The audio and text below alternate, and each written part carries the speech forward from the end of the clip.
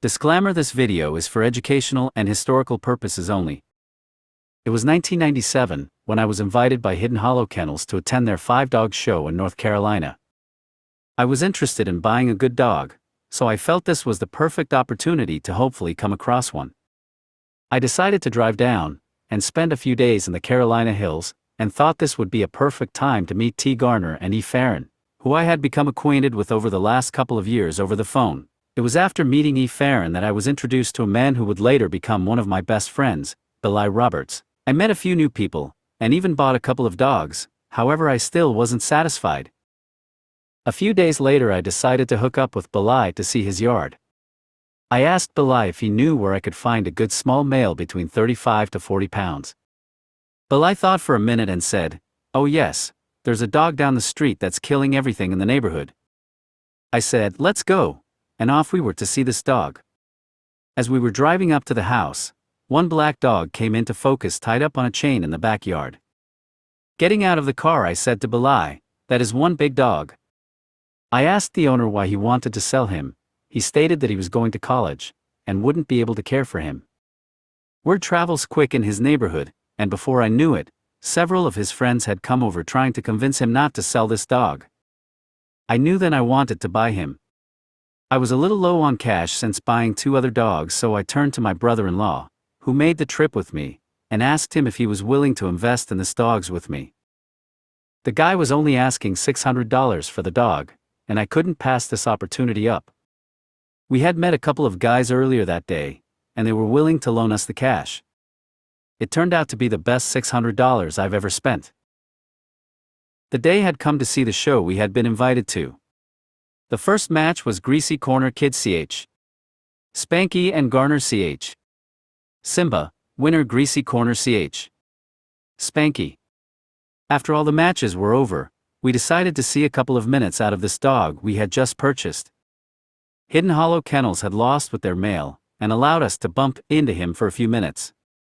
As I watched him go to work, I wasn't extremely impressed as I shrugged him off as an average dog.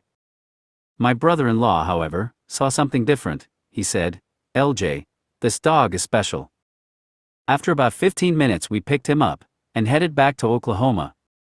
This black dog, whose name by the way is Nino, got a chain spot and sat on the yard untouched for a couple of months. One afternoon, a couple of friends of mine came by the yard, and wanted to roll some dogs. I figured it was about time to see more of him. To make a short story even shorter, he stopped their dog in 15 minutes. I put him back on the chain for a couple more months.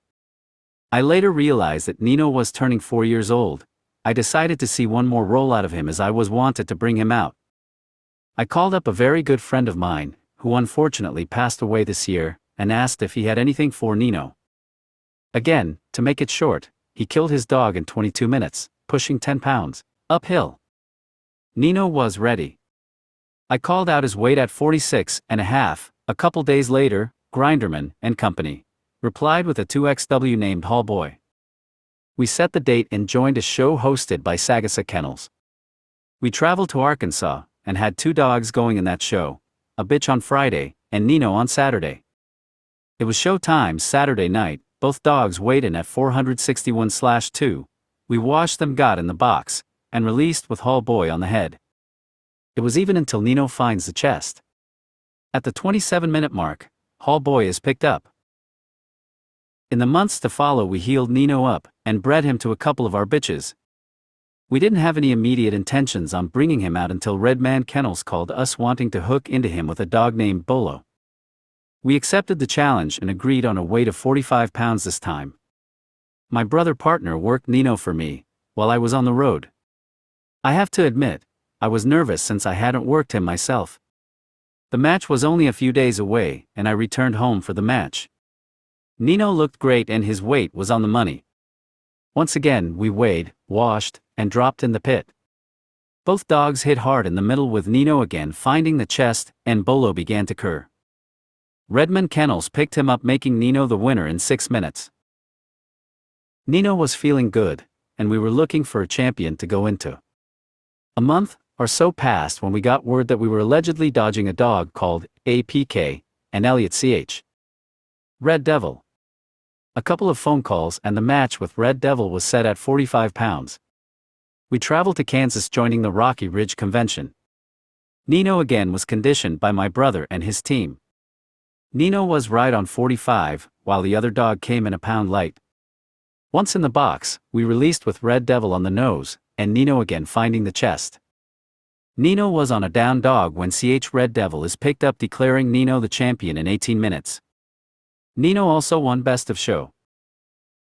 After some time we were unable to get Nino hooked up, so I had decided to retire him.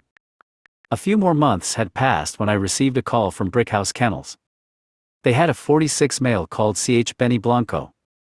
We immediately jumped on the challenge, and agreed to travel to their backyard and also let them choose the judge. I called Vietnam Kennels and asked them to send me their war keep. They told me if I want to win, I'll use it. I took their advice, and Nino's conditioning began. I worked Nino the first 4 weeks, when my job took me on the road again. I turned to my brother again for the remaining 4 weeks of Nino's keep.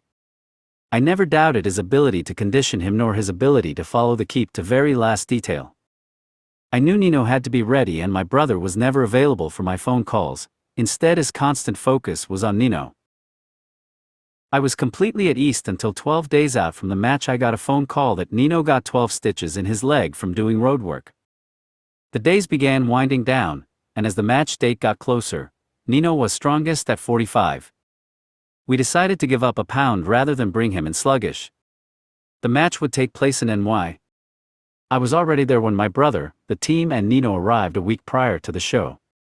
It was a 23-hour trip, and we wanted Nino to rest after traveling so far. As the show got closer, Nino began to peek out. We were relaxing in the hotel room, allowing Nino to roam freely out of his kennel one day before the show.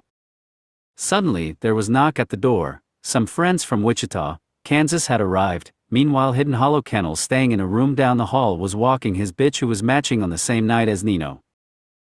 Nino shot out the open door, and hit the 2XW in the hallway. After about a minute we got them apart.